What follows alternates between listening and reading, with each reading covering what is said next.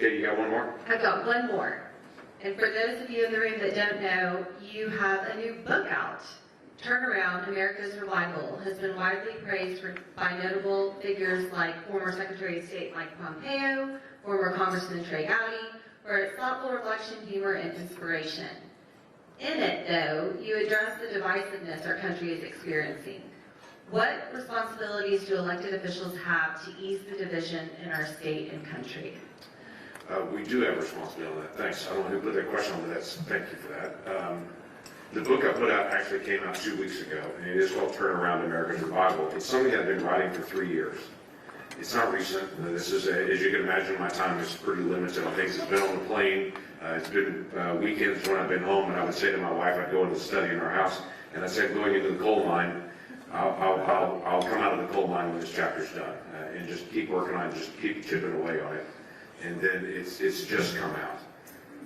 It's really two things that are here. One is, it's a challenge to us as Americans to say, stop voting for people and think they're going to do it. And I don't mean just follow their word. I mean, do everything. I have so many people that I talk to say, I elected that person, they're going to take care of it, I don't have to do anything. I was like, that's not American.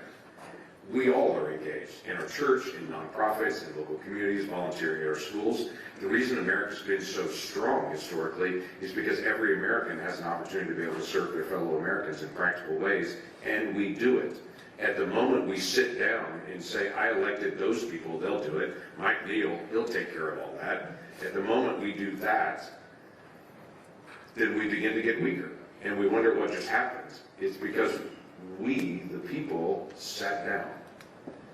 And so a big part of my encouragement is find an area that God is giving you a passion for and go volunteer, go get engaged, go participate in that, go find that. And I give a lot of Oklahoma illustrations, I'm including some from Tulsa area, to be able to talk about here are things that I've seen in the past on it. One of them is from Sperry. I'll let you just read the book sometime to be able to read that story. One of them is the Big Ten Ballroom that's in North Tulsa, but I've got multiple different illustrations. I would say, here's where people actually engaged. They saw something and they wanted to be able to get engaged.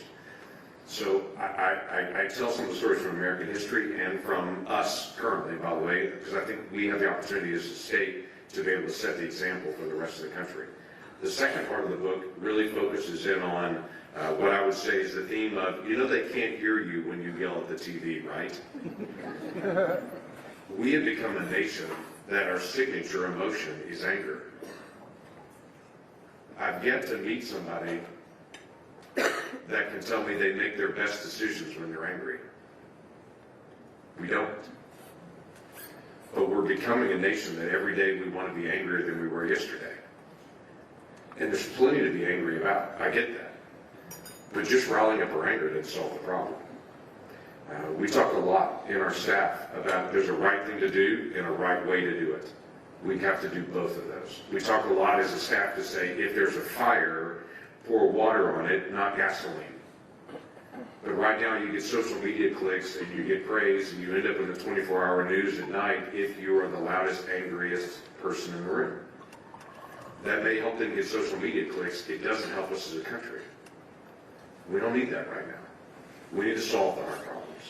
And that involves bringing the dialogue up and the volume down and trying to be able to figure out how to be able to resolve that. So I'm quite frankly pretty blunt with us to say, what can we do to actually start to be able to work this out? And I lay out some very practical ideas on that personally. For me, and it's funny because I made the joke about some of the protesters that are out front.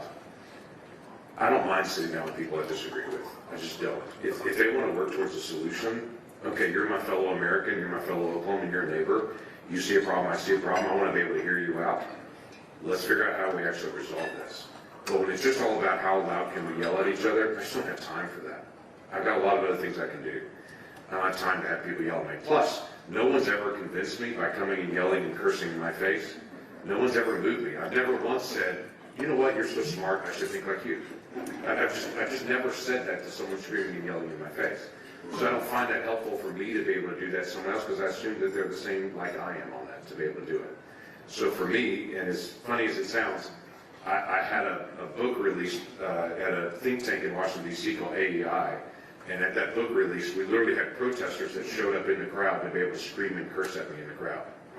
And I had to say to the organizer of the event, I was like, I promise I didn't plant these people.